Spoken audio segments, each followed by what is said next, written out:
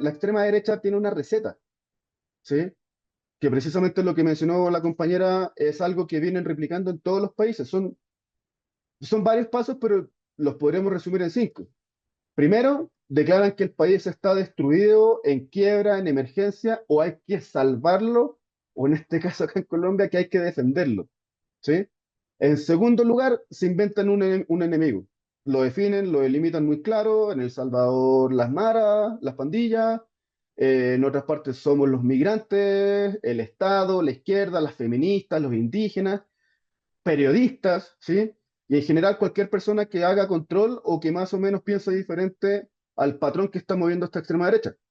Tercero, se presentan como independientes, como incorruptibles y como la única solución a todos los problemas.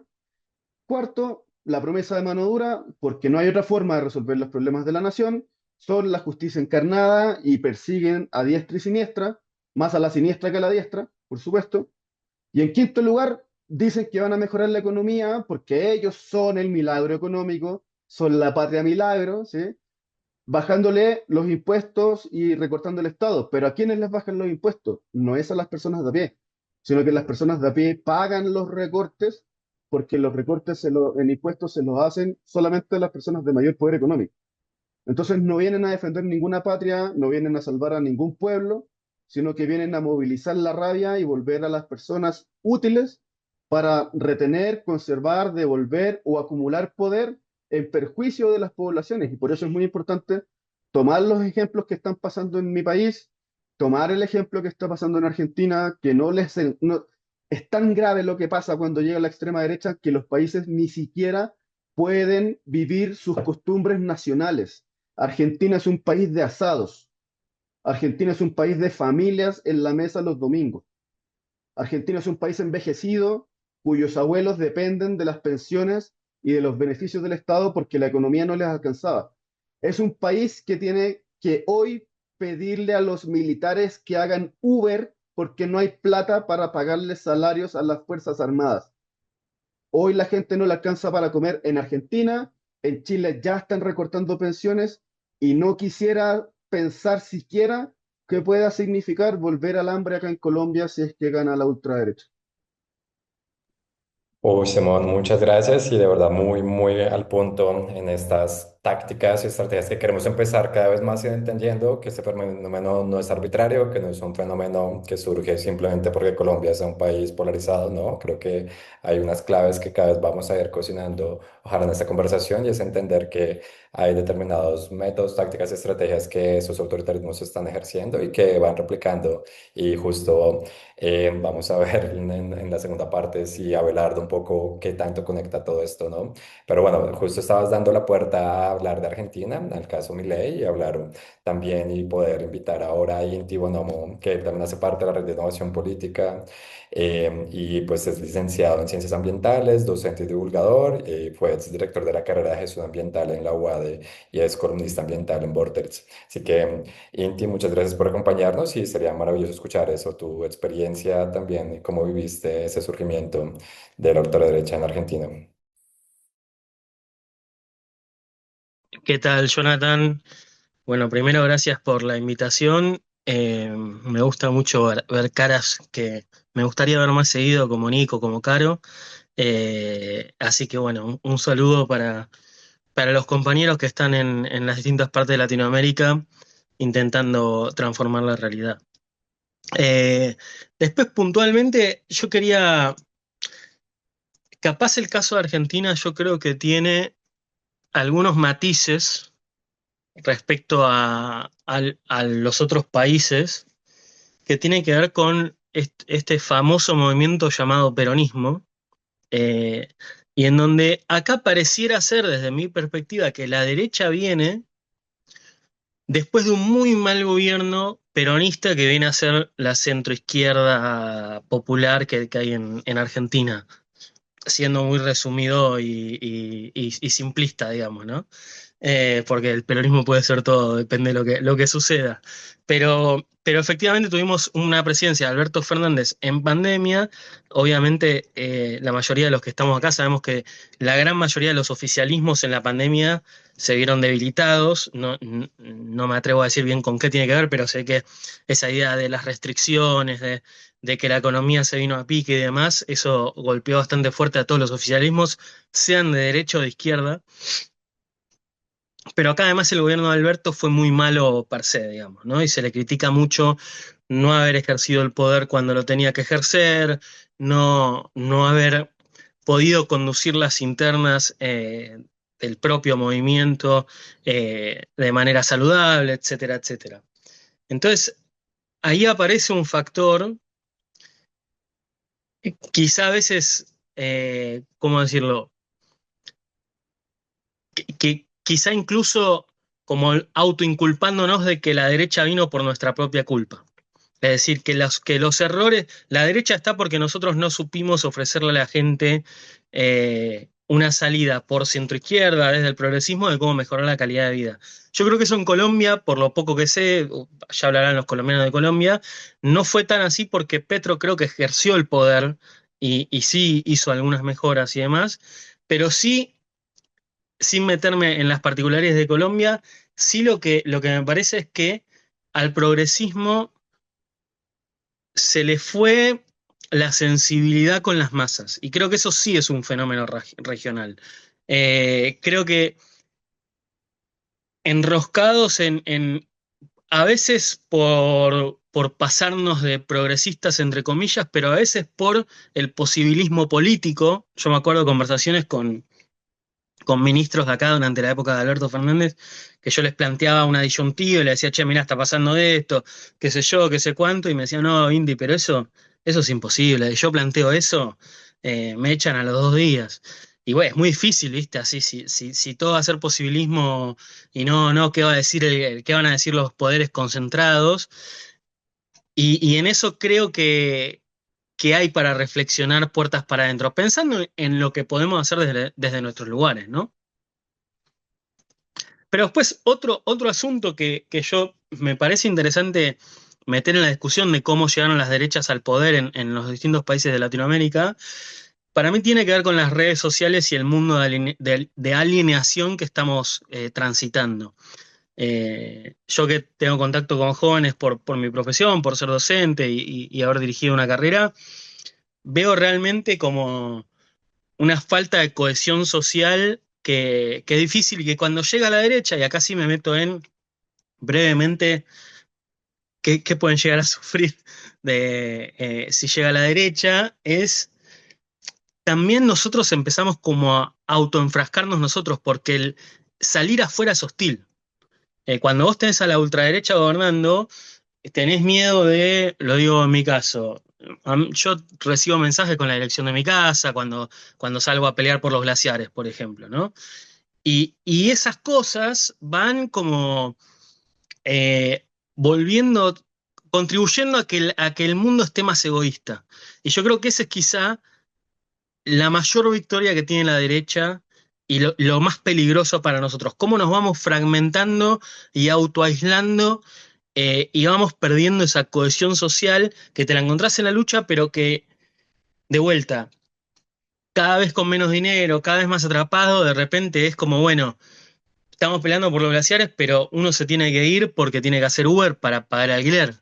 Y el otro está viendo cómo vende el departamentito que tenía para pagar las deudas. Y así vamos sumando eh, a ese mundo como más individualista y menos cohesionado socialmente. Creo que en Argentina lo peor que nos va a dejar el gobierno es eso. Y después y acá cierro, lo otro que me parece importante recalcar es que por lo menos en Argentina Milei no le está temblando la mano con las reformas. Está haciendo un desastre. O sea, me cuesta pensar cómo 4 gobiernos progresistas de los buenos puedan llegar a empatar lo que está haciendo Milei con lo que está vendiendo el país, con lo que está rifando los recursos naturales. y poco a poco eso va mostrando un lado más autoritario. No como en los casos de Centroamérica, me parece a mí todavía, pero sí elevando un poquito la vara. Y ahí entonces creo que lo que hay que aprender de los gobiernos, por lo menos del gobierno de Milei en Argentina, es que son corajudos. Los tipos van a por todo y empiezan el día uno yendo a por todo y no les tiembla el pulso para ir a por todo. Creo que cuando nos toque a nosotros o cuando nos toque repetir, creo que hay que hacerlo de la misma manera, porque entramos lamentablemente en esta era donde están colisionando dos mundos y hay que imponerse de alguna manera. Pero bueno, me guardo el resto de los análisis para después. Muchas gracias, Cinti. Sí, es muy, muy relevante entender estos análisis que estás viviendo allí y eso de ir por todo, la verdad es que es justo parte de, como de la crisis un poco que se está sintiendo en estos dos mundos que están debatiéndose actualmente y me encanta ver pues muchos comentarios ya en el grupo y que la conversación también se pueda dar a través del chat, así que gracias por sus comentarios. Y nada, queremos cerrar obviamente ahora sí para ir aterrizando hacia el caso colombiano con Nicolás. Nicolás Díaz es politólogo y magíster en asuntos públicos con experiencia en la intersección entre liderazgo público, democracia e innovación institucional. Es integrante del Instituto de Política Abierta. ¿Cómo estás viviendo esto en Colombia, Nicolás? ¿Cómo lo analizas? Bueno, un gusto y gracias por la invitación y bueno, un saludo grande a todos mis colegas, a Carolina, a Luisa, Simón, Inti, abrazo grande acá desde la distancia, pero yo solo quería resaltar como que el nuevo autoritarismo en Colombia rara vez ha aceptado como esa forma clásica de las dictaduras que digamos, son un poco más extremas, dictaduras militares. Eh, no vivimos una dictadura prolongada y empezar con que Colombia tiene como esa doble polaridad, ¿no? Lo primero es decir que tenemos la democracia más longeva del continente, pero a la vez un conflicto armado enorme. Sí, entonces es como esa doble polaridad todo el tiempo. Eh, e históricamente, digamos, lo que sí hemos vivido es que hemos vivido grandes periodos de exclusión política, de concentración de poder, de grandes periodos de gobierno por excepción y control territorial ejercido tanto por el Estado como por los actores armados no estatales, porque quizás a veces nos quedamos en este tipo de análisis hablando mucho del nivel nacional, pero no, como habla en América Latina, de esos niveles subnacionales, que son otras democracias en las cuales esos controles de actores armados ilegales realmente es tan fuerte que uno dice son otras democracias y quizás no hablamos tanto de eso y ahí volveré en algunos momentos, pero lo que sí quiero decir es que estos fenómenos de derecha o de ultraderecha o de autoritarismos, porque también hay autoritarismos de izquierda en toda América Latina, sí tienen, digamos, una historia grande en Colombia, ¿sí? A pesar de la democracia. Y eso lo quería señalar, ¿no? Vivimos, o sea, la Constitución de 1886 de Rafael Núñez impulsó un modelo estatal, un modelo de conformación de Estado-nación con grandísima concentración del poder en el Ejecutivo, pero también con una gran debilidad en gobiernos locales, en una gran centralización del poder en, digamos, lo que llamamos centralismo político. Eh, y si miramos dentro de esa constitución hay un uso frecuente de facultades extraordinarias, ¿sí?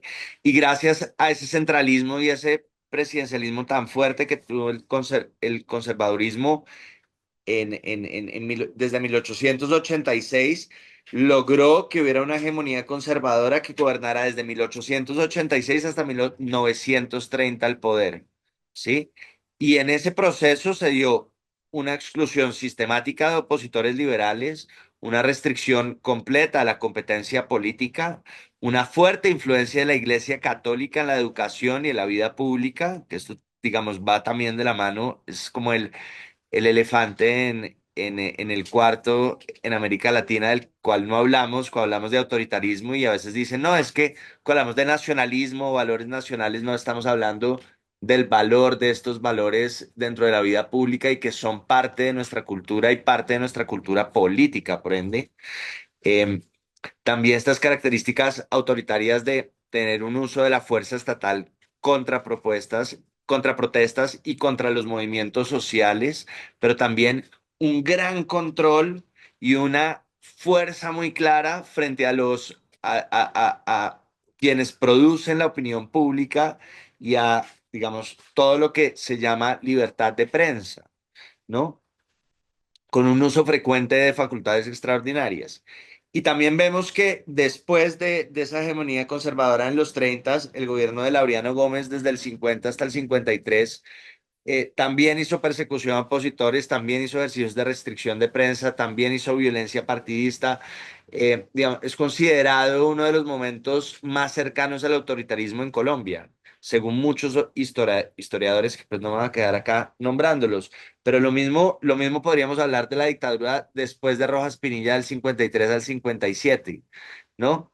Que ahí sí hubo, digamos, un golpe de Estado. Es el primer momento, pero digamos, a diferencia de los otros movimientos de golpes de Estado en Colombia, y estos y esto es lo que quiero, digamos, como señalar ese paralelo de lo que nosotros vivimos después en el Frente Nacional o en ese estado de sitio permanente del 60 o en el 80 o en esos mecanismos o decretos de autoritarismo contra insurgentes en los 70, en los 80 y en los 90, donde hubo estatutos de seguridad, donde hubo detenciones arbitrarias, donde hubo torturas y desapariciones, donde hubo unas serias alianzas de agentes estatales con grupos paramilitares, y en esto coincidimos Colombia con todo Centroamérica, durante los 70s, 80s y 90s, con grande apoyo además financiero de grupos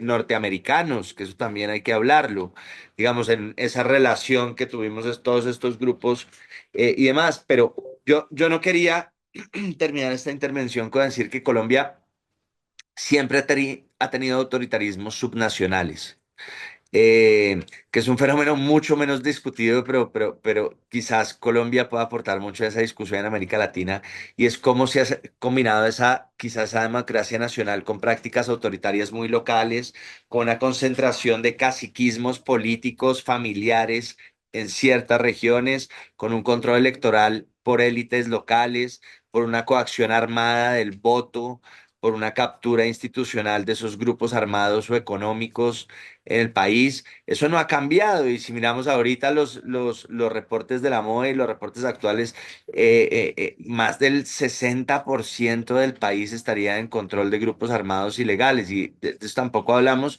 porque quizá los municipios donde hay mayor votación no es donde hay captura de estos grupos armados, pero pues sí es, digamos, en algunos municipios durante décadas la competencia política real ha sido muy, muy limitada. Eh, y, digamos, y este autoritarismo armado de actores no estatales, sí, se ejemplifican con el control territorial, con la imposición de normas sociales y con la libertad de muchos derechos individuales, con la restricción de movilidad. Uno mira, yo me acuerdo en los 90 y en los años 2000 hubo muchos artículos sobre cómo incluso las reglas internas al interior de las FARC o al interior de los grupos de esos municipios que eran controlados por las FARC podían ser esos controles a las libertades sociales similares a las que promovía un procurador acá, que era el procurador Ordóñez en ese momento, frente a las libertades, por ejemplo, sexuales o las libertades. Había un frente fuerte, fuertísimo castigo frente a todo este tipo de prácticas, ¿no? Entonces, cuando hablamos de autoritarismos, pues es decir que estas afectaciones a las libertades individuales han existido a lo largo de la historia, que no es un fenómeno nuevo, pero que quizás ahorita sí podemos ver una nueva, que es la MOE, la misión de observación electoral en Colombia. Respondo a esa pregunta rápida que me salió ahí en el chat. Y sigo acá con el tema y es precisamente que si hay unas nuevas tendencias contemporáneas que son muy distintas a las anteriores y es que quizás ya las nuevas dictaduras no llegan bajo golpes de Estado y bajo controles militares y dictaduras militares, sino que claramente llegan mediante ejercicios de voto, llegan mediante, digamos, esa excesión de poder electoral que logra lentamente, ¿sí? Empezar a concentrar el poder presidencial, a descalificar los órganos de control, a estigmatizar cada vez más los medios.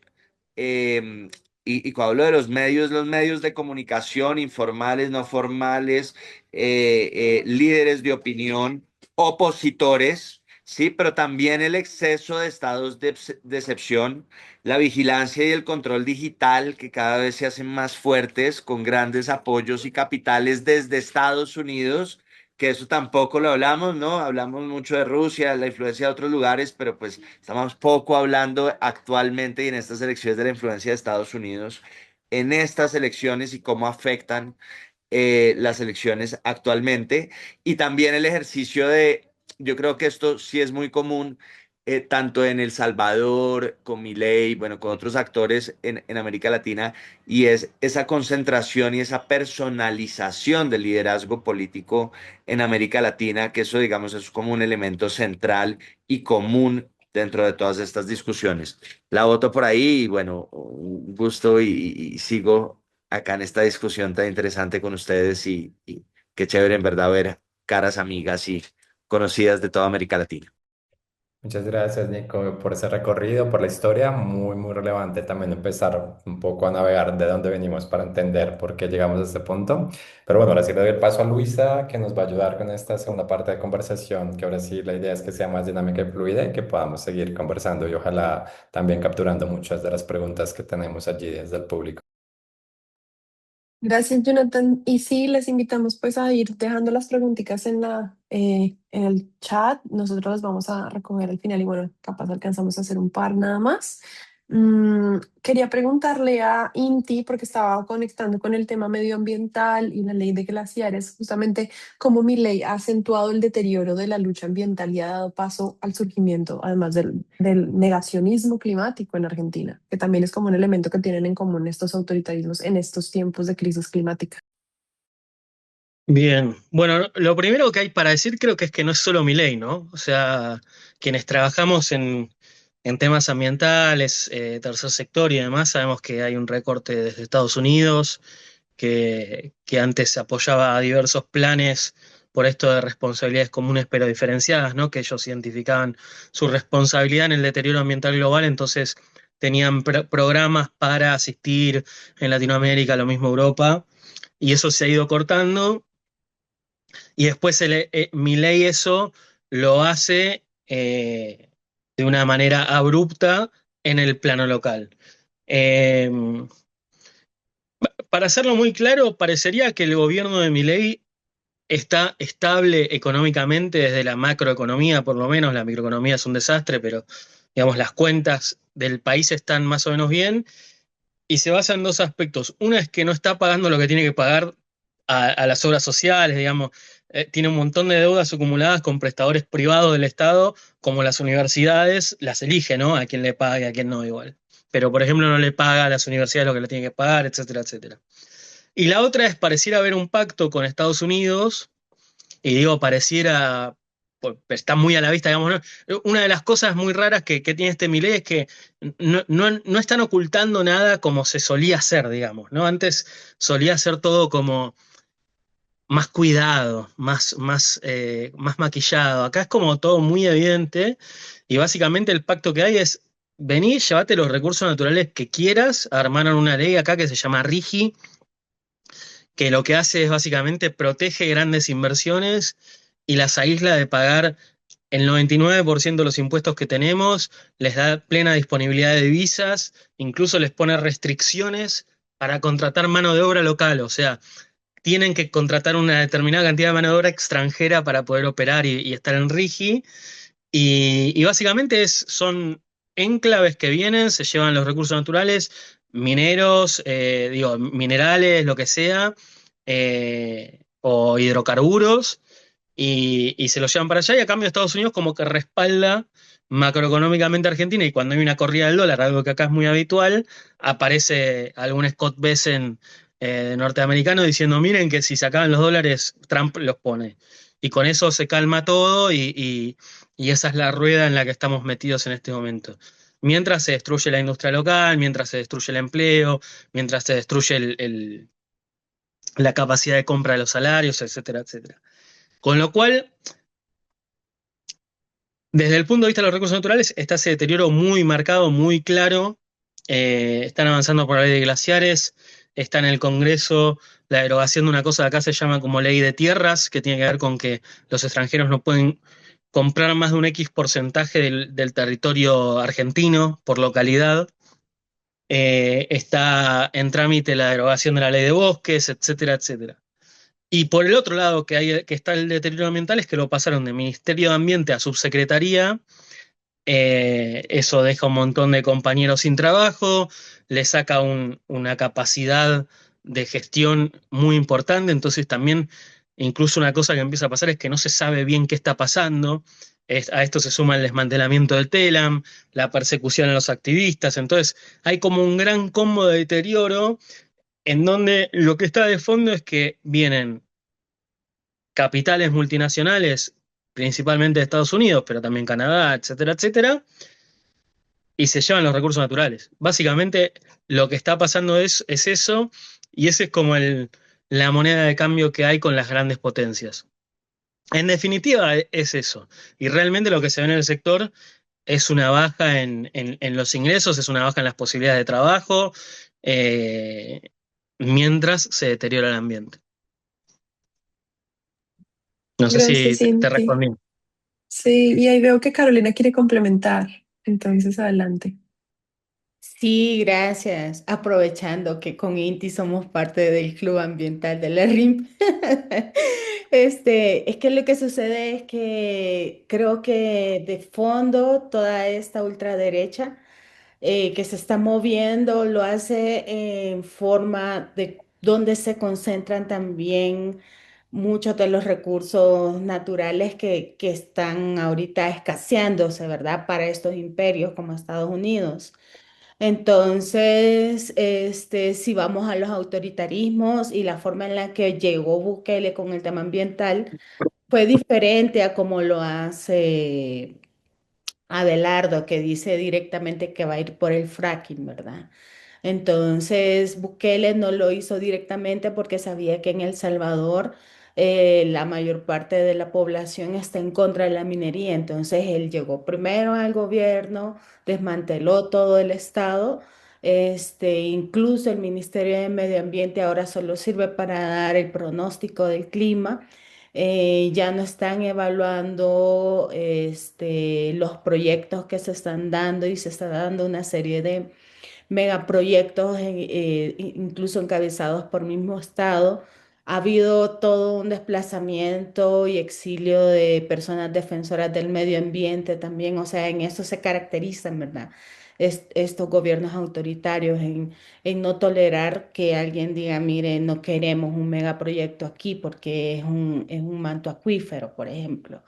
Entonces, cuando vemos que Abelardo dice que su futuro es Bukele, para mí eso es bastante complicado de entender porque es que ustedes como colombianos van a ceder directamente todo lo que tienen, o sea, todo el petróleo. De hecho, creo que hay algo muy importante que se tiene que destacar de lo que ha habido de la gestión de Petro y es el hecho de que hayan realizado este evento en Santa Marta, el que se incluya a Colombia dentro de este grupo de países que quieren buscar la salida del petróleo, porque es la crisis que estamos viviendo, ¿verdad? Actualmente, y que ahora llegue un candidato que básicamente va a votar todo, cualquier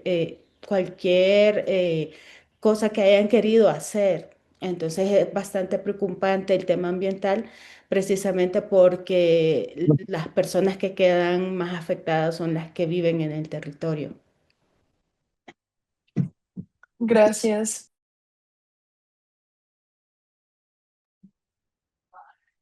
Gracias. Simón, dale. Sí, un poco este tema de lo ambiental nos permite hacer varios paralelismos porque una de las primeras medidas que tomó Kast al asumir la presidencia fue poner en pausa, derogar o reversar 48 decretos ambientales adoptados por el gobierno de Boric. O sea, no es una casualidad que pase en otros países, que también pasa en Chile, y que Abelardo de la Espriella esté mencionando precisamente que una de las medidas que va a tomar es fracking a lo que dé. Afortunadamente en Chile no hay reservas todavía aprobadas de esquisto o donde hacer fractura hidráulica, pero estamos viendo que acá hay un patrón que es bastante importante que tiene que ver con la disputa geopolítica por los recursos naturales y la presión que ejerce precisamente Estados Unidos en estos gobiernos, porque efectivamente hay cierto grado de injerencia en algunos países más, en algunos países menos. Ya lo explicaba Inti, lo podemos revisar acá en lo que está pasando en Colombia, donde el candidato dice directamente que va a haber injerencia de Estados Unidos en las elecciones.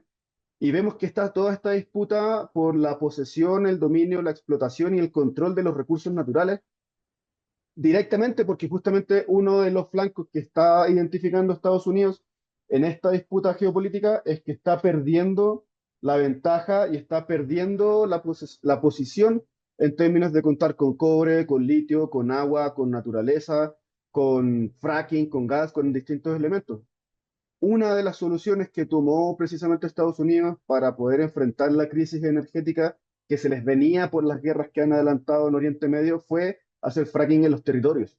Y hay decenas de cientos de papers académicos probados, contrastados, que demuestran los riesgos que esto implica. Los coletazos en términos de agua, en términos de estabilidad del suelo, en términos geodésicos, en distintos elementos, esto genera impactos. Hay documentales, hasta en Los Simpsons ha salido el tema. Y aún así, ayer en Blue, en radio, hay entrevistadores que relativizan la, el peso de estos contenidos académicos porque dicen que hay otros que dicen otras cosas.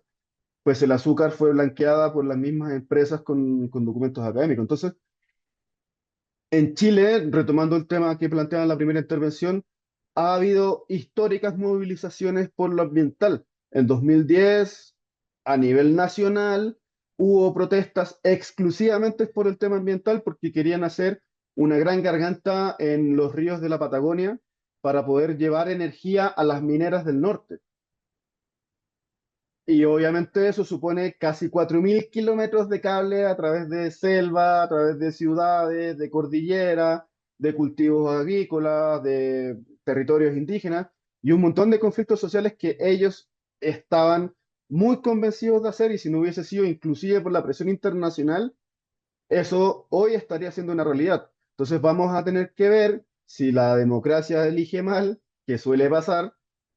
Hay un humorista que habla al respecto que se llama Ricky Gervais, que les recomiendo ver su posición con respecto a las democracias y el resultado del Brexit, que puede ser que eso resulte así y vamos a tener que enfrentar cordilleras con cables, territorios arrasados y que hoy precisamente Petro, y acá lo quería atar un poco con la disputa en términos ambientales, Petro es el único presidente que ha tomado acciones directas de protección y de conservación ambiental de forma agresiva, entendiendo la urgencia del momento. Ya pasamos no sé cuántos, creo que 7, 8 de los límites ambientales proyectados para no sobrepasar, porque si no vamos a ir en dirección a la extinción. Uno de esos es la protección de la Amazonía y Petro lo ha hecho, pero no pasó lo mismo con el progresismo en Brasil, no pasó lo mismo con el progresismo en Bolivia, no ha pasado ni pasó con los distintos múltiples colores políticos que han gobernado Perú en los últimos 20 años.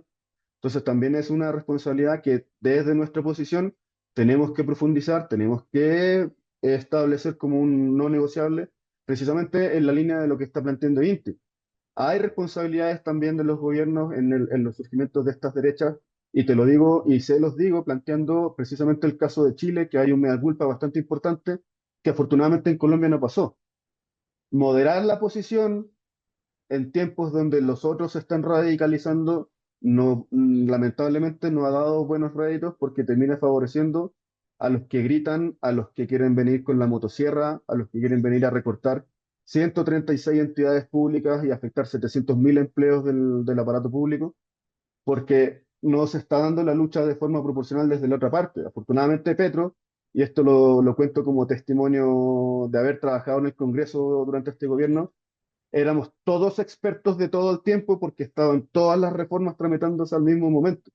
Entonces, a las 3 de la tarde uno era experto de pensional, a las 5 de la laboral, a las 7 de salud y al día siguiente de educación y luego de tierra y luego jurisdicción agraria. Pero la lucha tiene que darse así porque si no vamos a tener, retomando nuevamente, parafraseando a Inti, 4, 5, 6 gobiernos para poder reversar lo que puede pasar en los próximos 4 años. Gracias, Simón. Y bueno, quedan 5 minutos para la 1. Creo que nos podemos extender un poquito más hasta la 1:20, pero si nos lo permiten quienes están todavía conectados, muchísimas gracias. Inti, te permito rápidamente, con eso seguimos. Sí, muy cortito que no se dijo, pero sobrevoló la conversación. Hay que entender que todo esto se está dando en un quiebre de la hegemonía de Estados Unidos global, ¿no? Entonces, se está reordenando el esquema de la geopolítica mundial y Latinoamérica tiene asignado un rol que es la provisión de recursos naturales. Ese es el rol que nos asignaron y va a ser muy difícil salirse de eso.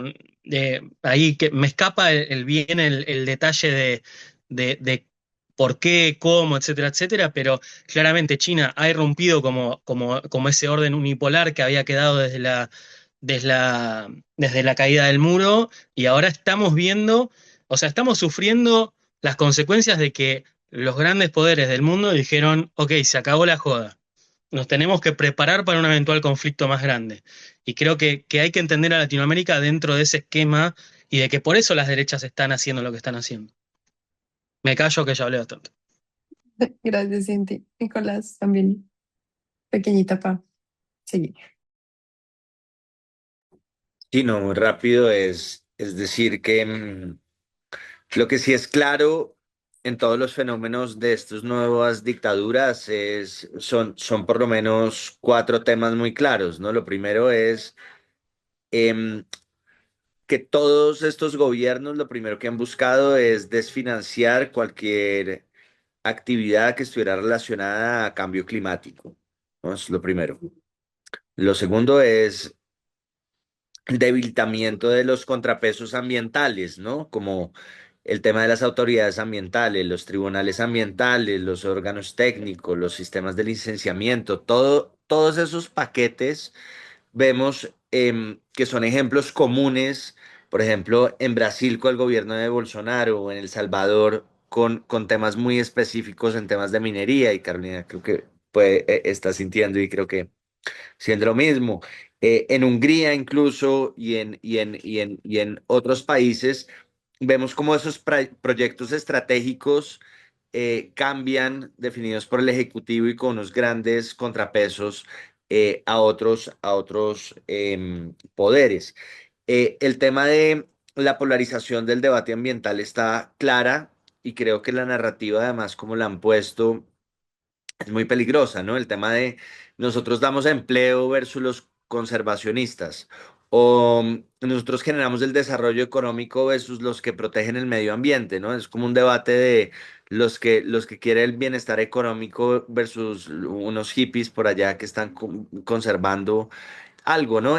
Narrativamente se ha puesto muy claramente ese debate de esa forma y se ha logrado ideologizar o estigmatizar a cualquier tipo de actor que proteja el medio ambiente. Entonces, esa polarización está muy clara, ¿no? Como de progreso versus ambientalistas, y se ha puesto de esa forma y no han logrado romper narrativamente esa dualidad, ¿no? Ver cómo lograr generar otros modelos, otras narrativas, creo que es algo que está, digamos, en un tema de ver cómo lo logramos solucionar. Pero lo que sí es cierto es que pues ha habido unos grandes ataques y una grande reducción a la sociedad civil vía estrategias de cómo reducimos la cooperación internacional frente al desarrollo, frente a objetivos del desarrollo, frente a muchas estructuras que venían trabajando en esas líneas. Y esto pues ha servido, digamos, para jugar ese juego geopolítico. Alguien hace poco me decía que trabaja en organizaciones internacionales, me decía: no me queda ninguna duda que el gobierno Trump cree que el cambio climático es una realidad y algo que está pasando, pero también como es tan claro que ellos coinciden en ese diagnóstico, es que si hacemos una transición energética en el corto plazo, eso va a significar geopolíticamente que Estados Unidos pierda su poder y su poder más estratégico geopolítico que es la explotación precisamente del petróleo. Y entonces si cambiamos el modelo energético van a perder ese poder estratégico y sí, sin duda van a poder perder su rol dentro no solo el hemisferio occidental, sino en el global y cómo esto evidentemente afecta las relaciones de poder en el sistema internacional, pues tienen que ver con esta pérdida de narrativas y cómo afecta el sistema internacional y cómo afectan y cómo se apoyan actualmente candidaturas día a día. Pero termino con eso y no es raro el apoyo y la alineación narrativa y programática de todos estos actores a lo largo del hemisferio. Gracias, Nicolás. Otro de los temas que ustedes mencionaron y que hubo en común también fue la represión de la oposición y la persecución de quienes representan esa oposición, que en últimas también somos los periodistas, ¿no? Y en este momento en El Salvador, pues también nos decía Carolina, perdón, hay periodistas exiliados. Quisiera que nos contaras un poquito más, Carolina, sobre qué hizo Bukele para llevarnos a esta situación, básicamente, y que podemos también prender las alertas desde ya. Y sí tiene que ver con eso que estaba hablando Nico de crear, ¿verdad? Estos antagonistas o estas personas. De hecho, a los medios independientes, como no nos identificaban por nombre específicamente, siempre decían, ahí vienen los del Faro, ¿verdad? Porque precisamente la gestión Bukele ha tomado como enemigo a ese periódico y ha generalizado, ¿verdad? ¿Qué es lo que ha ocurrido? En, entre abril y mayo del año pasado, el Faro precisamente sacó una publicación en donde se revelaba cómo algunos líderes de la pandilla MS habían salido de El Salvador apoyados de la gestión Bukele. Entonces se creó toda una atmósfera muy pesada en El Salvador porque precisamente no iban a ir solo por los del Faro, sino que iban a ir por todos los periodistas independientes a quienes nos tenían como identificados, ¿no? De que éramos los que estábamos publicando notas relacionadas a cómo la familia Bukele ha llegado a tener más territorio, como sus empresas se están viendo beneficiadas. De hecho, yo publicaba como la suegra y unos tíos están metidos en la misma burbuja inmobiliaria que han creado, ¿verdad? Entonces, ellos lo que hicieron fue precisamente empezar a buscar a algunos periodistas, acosarlos directamente. Yo pasé 2 años siendo acosada. Como les comenté, metieron preso a mi papá justo en el momento en el que publicaba yo una investigación vinculada con la suegra y algunos tíos del presidente, pero también algunos colegas como Jorge Beltrán fue demandado por $1 millón para que pagara en demandas de este tipo que también Abelardo tiene ya una larga data, ¿verdad? Poniendo demandas en contra de periodistas y creo que eso es algo de lo que tienen que también ustedes tomar en cuenta, ¿verdad? Primero se van a ir a atacar a tu familia, luego te quitan toda la forma de financiamiento con el tema de USAID también ahí cruzado. y terminan sacándonos del territorio porque saben que es lo único que nos queda, ¿verdad? Porque ya no hay acceso a la información, la transparencia se olvida, es un país en donde no existe prácticamente la transparencia, en donde toda la información está centralizada en el ejecutivo, y que tiene que ver también con cómo se nos va planteando a los periodistas como estos opositores, ¿verdad? No, a nosotros no nos quitan ese estigma todavía y viene, de hecho, desde esta pirámide que se forma de desinformación que va encabezada por el presidente Bukele, sigue por funcionarios, diputados de Nuevas Ideas y termina incluso hasta en el territorio con el acoso, ¿no? Entonces, así es como se va, digamos, desfigurando el ejercicio periodístico dentro de El Salvador y que no está de más que vayan tomando también sus este, precauciones porque no sabemos en qué va a terminar Colombia con estas próximas elecciones. Lo que sí les podemos anticipar, y yo no quise decirlo como lo decían nuestros colegas en Nicaragua, que nosotros venimos del futuro, pero sí ya hay muchas herramientas y la primera es que se empiecen a organizar, pues la organización es lo más importante para que sepan a qué instituciones pedir ayuda en caso de que tengan que salir de Colombia. Bueno, acaba de ver un asesinato también muy fuerte, ¿verdad? De un periodista, entonces no está de más que consideren como todas esas organizaciones que ayudan a que se desarrolle el periodismo libre. Perdón por esas malas noticias.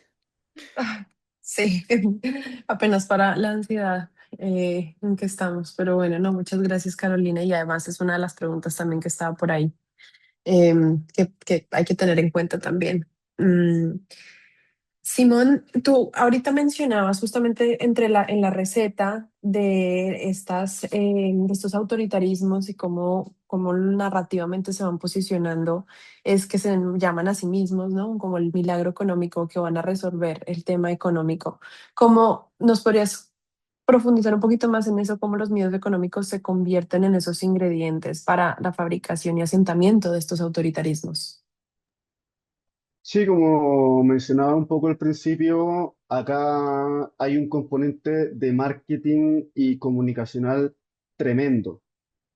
Ayer conversaba en otro panel con otros compañeros sobre el tema de que las derechas no es que estén en crisis ni tampoco necesitan buenos candidatos. Lo que ellos tienen son tremendos aparatos comunicacionales que pueden poner a cualquier cono de presidente. Y digamos que no son próceres, no son grandes genios de la patria que ocupan estos cargos, y lo que van haciendo es construir narrativas pese a la realidad material. Porque en Chile se redujo la pobreza, se controló la inflación de una forma mucho más intensiva que en otros países, se desplegaron programas económicos que permitieron sacar de la pobreza a cientos de miles de adultos mayores. Se eliminó el copago o el pago de bonos para poder tener atención médica en la red pública. De hecho, múltiples extranjeras y extranjeros hacían videos al respecto.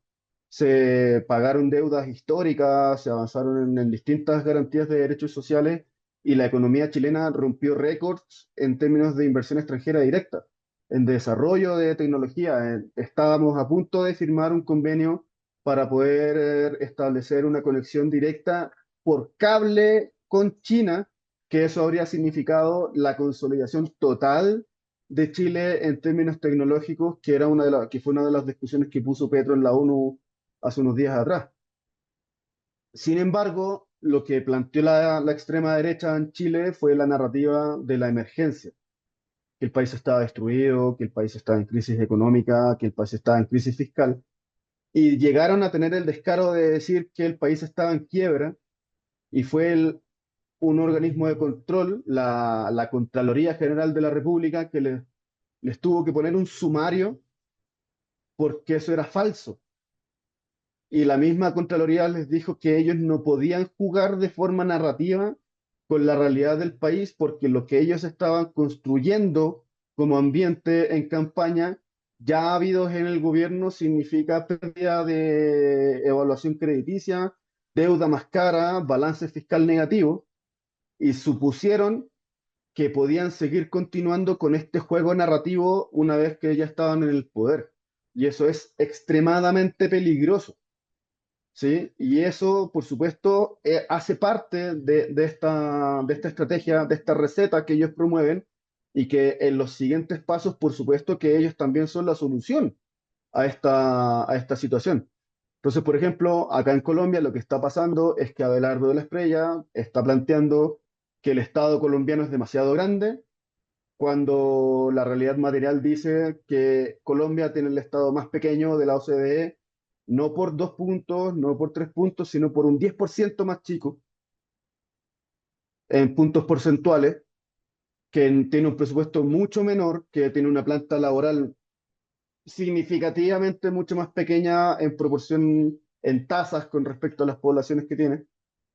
Y eso va a afectar no solamente al empleo público, va a afectar a la economía. ¿Por qué? Porque va a haber menos liquidez, va a afectar al menos un empleo privado en contraprestación al empleo público. Las entidades privadas en Colombia han demostrado que no van a llegar donde el mercado no les ofrece utilidades.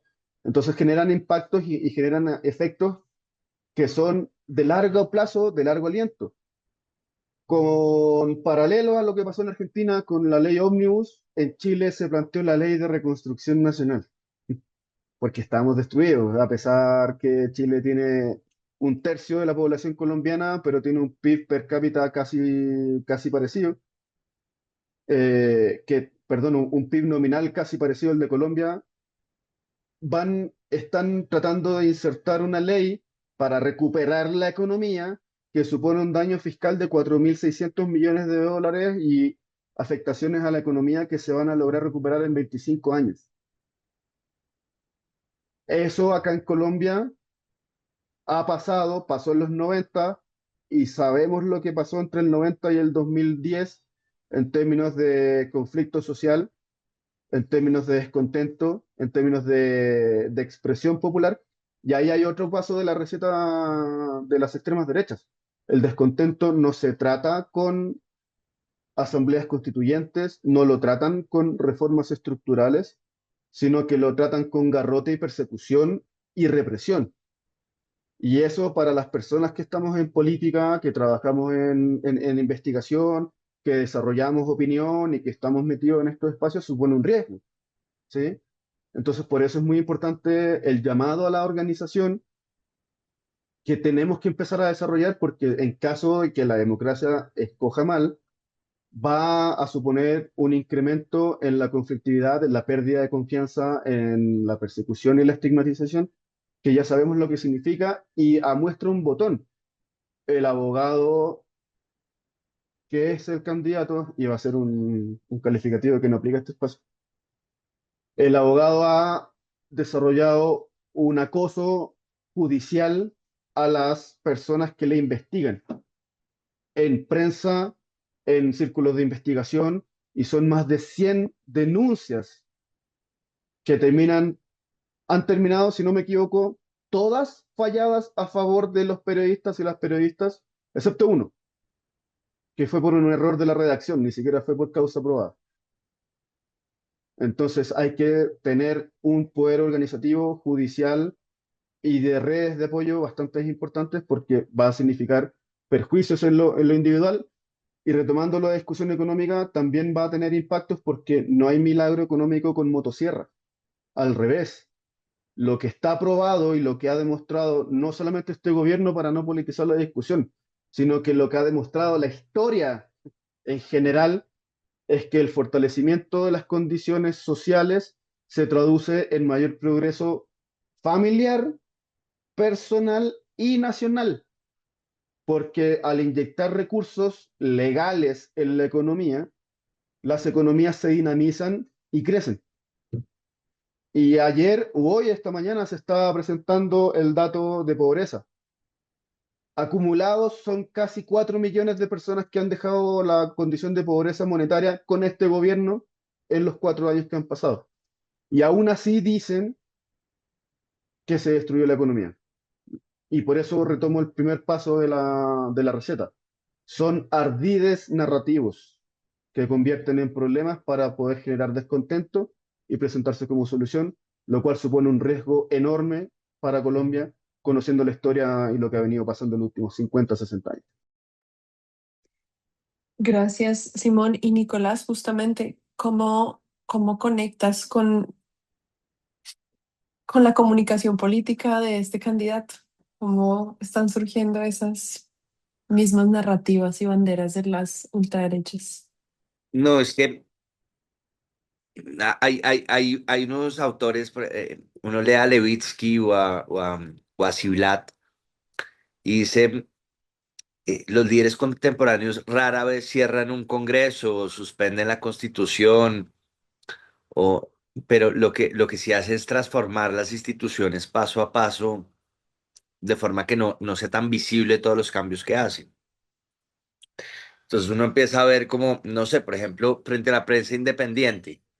Uno empieza a ver que hay más demandas judiciales, pero también que hay una restricción de la pauta estatal, por ejemplo, que ahí también manejan muchos poderes, con las pautas estatales, con los manejos de quién tiene el control de qué canales, con las campañas de desprestigio a ciertos líderes de opinión, con este hostigamiento digital que vemos tan recurrente y vemos acá en esta campaña tan cercana, con esa concentración empresarial con los medios de comunicación, cuando ciertos poderes están tan aliados con el poder político, pues empieza uno a ver todos estos relacionamientos tan claros. Em, pero también vemos del otro lado el Poder Judicial que también se amplía el número de magistrados o que se modifican las reglas de nombramiento, que se forzan jubilaciones, que se desacreditan públicamente a los jueces, como él ya lo ha hecho en varias ocasiones, o que se reducen presupuestos y capacidad. O sea, todo este tipo de estrategias se hacen estratégicamente y el que conoce también el Poder Judicial, pues ese es como el gran riesgo que presenta una estructura o una campaña de Abelardo.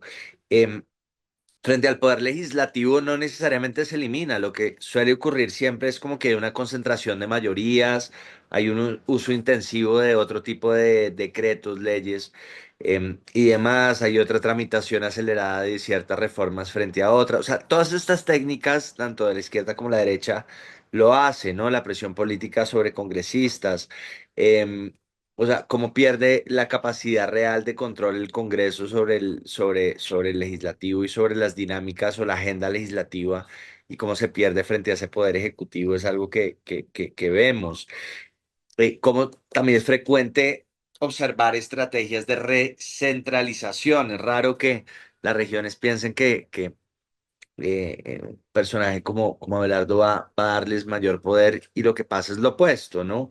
Em, que se reduce la autonomía fiscal de esos entes territoriales, que se centralizan recursos, que se condicionan esas transferencias, que se fortalecen esos mecanismos de supervisión política. Y cuando uno ve frente a la sociedad civil, lo que uno ve es que esas organizaciones rara vez son prohibidas de inmediato, sino que lo habitual es, o nuestras organizaciones, yo lo hablo también desde la sociedad civil, ¿no? No son prohibidas de inmediato.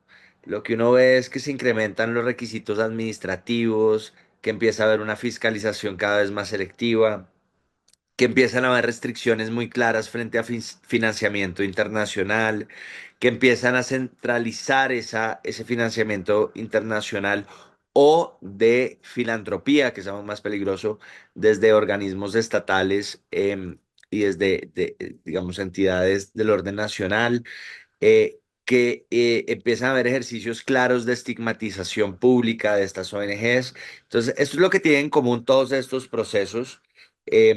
Cada vez hay más concentración, personalización, desinstitucionalización y debilitamiento de los controles políticos.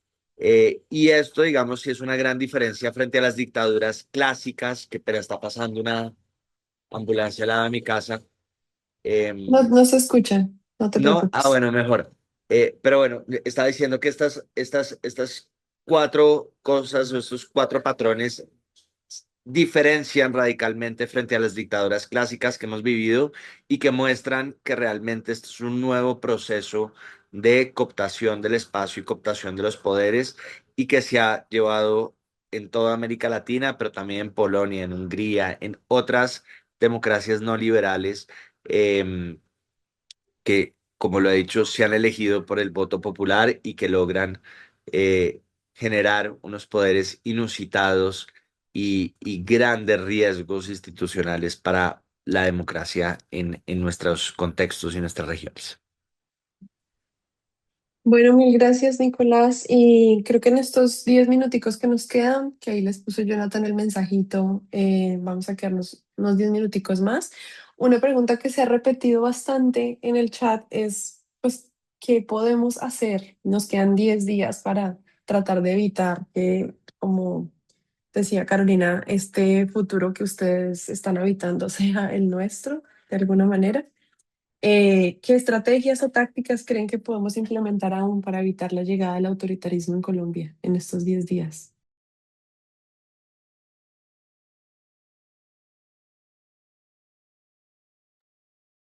Bueno, es que es bien complicado porque en las elecciones yo me preguntaba cómo es que este tipo de personas se pueden todavía llegar a proponer, ¿verdad? Así tan descaradamente como lo decían, ¿no? Ya en la conversación, ya he llegado a un nivel de cinismo que es intolerable y están llegando estos personajes que precisamente vienen a prometer de cierta manera alguna paja a ciertos sectores vulnerables y que es por donde llegó también el autoritarismo de Bukele y por lo que tiene amplio, digamos, apoyo de la población. Y es que apelan también a esto del miedo y a que ellos pueden resolver el hecho de que los pandilleros estén. Entonces, creo que sí, la población tiene que tener bien claro como estas falsas narrativas, ¿verdad? Del bien y el mal y que ellos son prácticamente como un dios que viene a quitar la violencia, digamos, en El Salvador, en este caso de Bukele.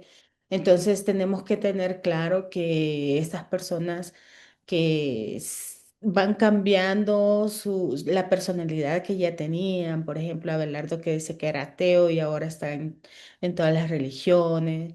Lo mismo hizo Nayib diciendo que pues sí, que él iba de religión en religión y él es de ascendencia palestina. Entonces,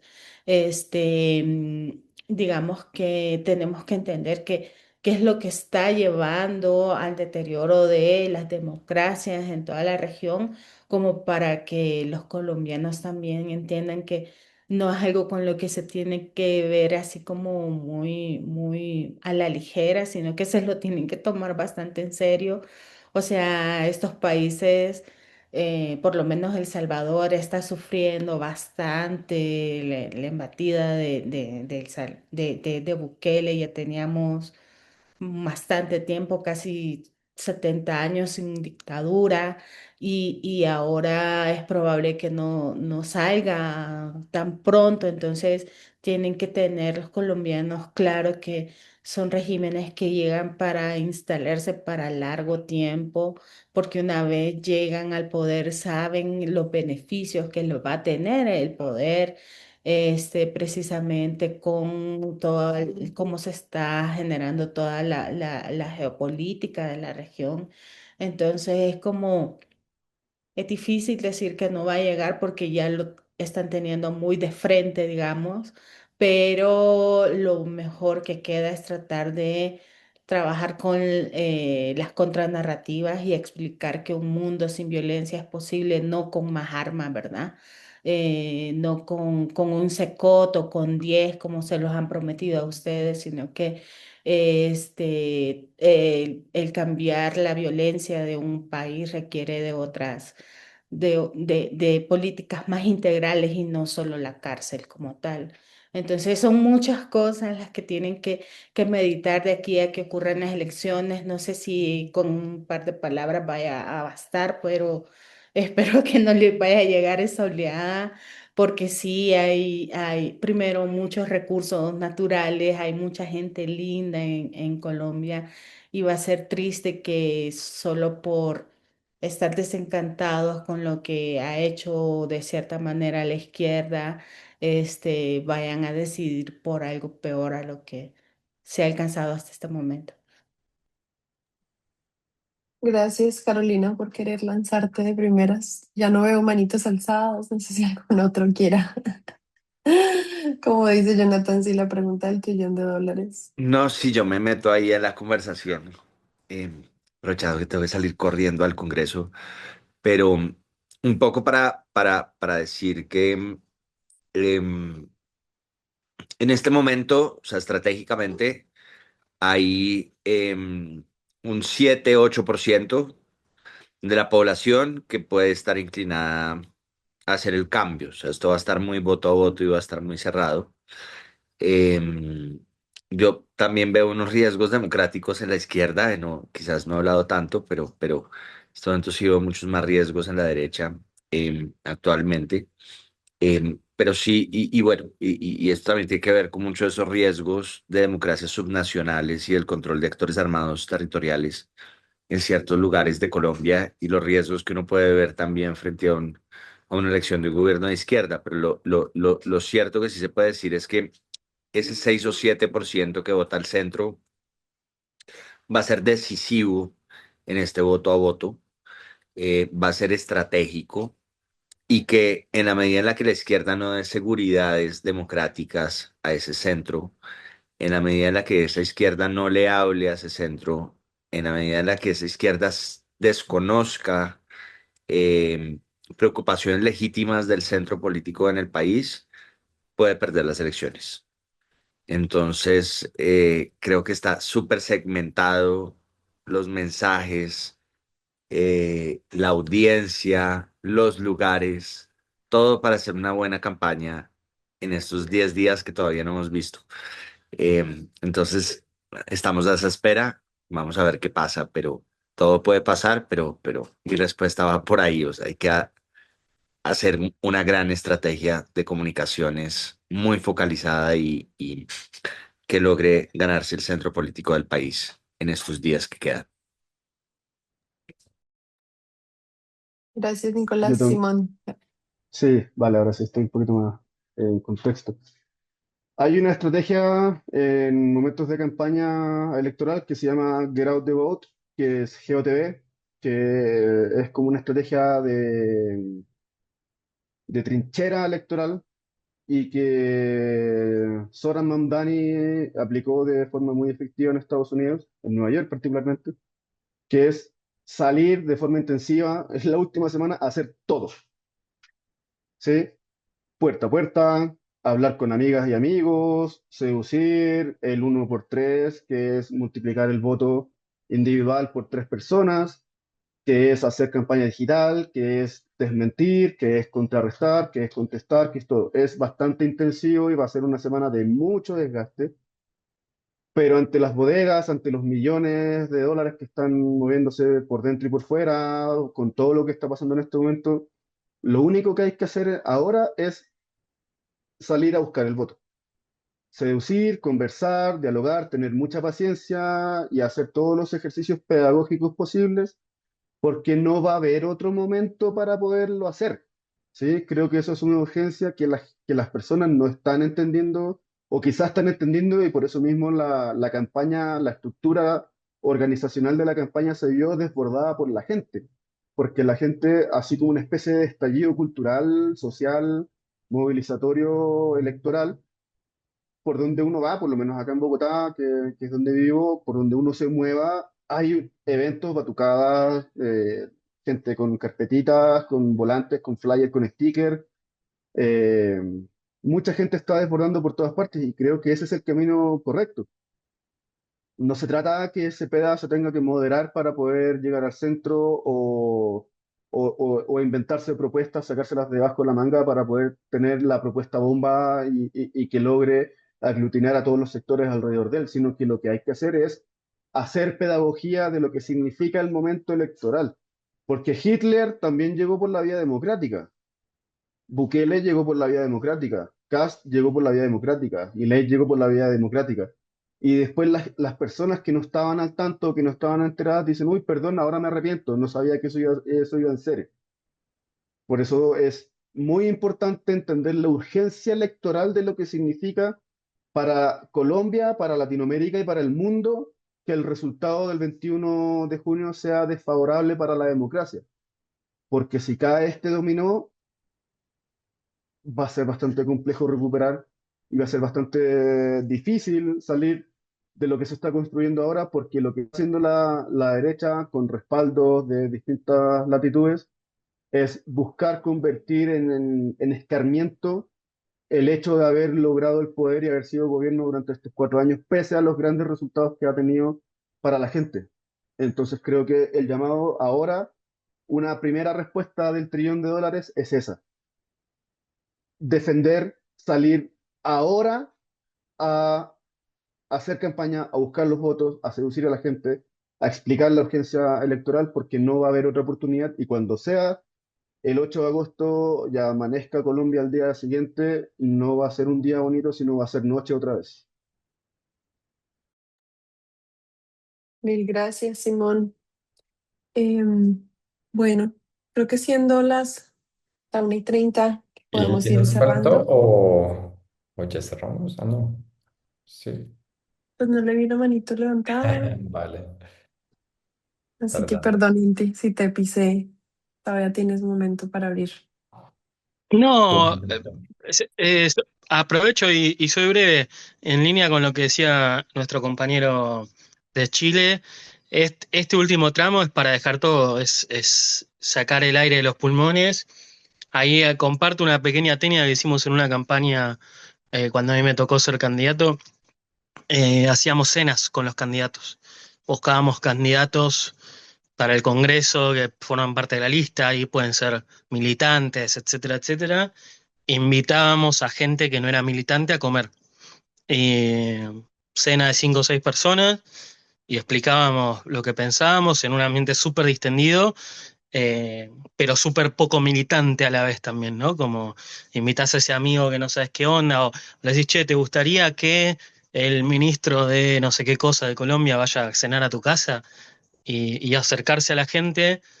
Esos 10 votos que ganás así, capaz convencen a otros 10, y esos 10 convencen a otros 10, y capaz la diferencia queda ahí.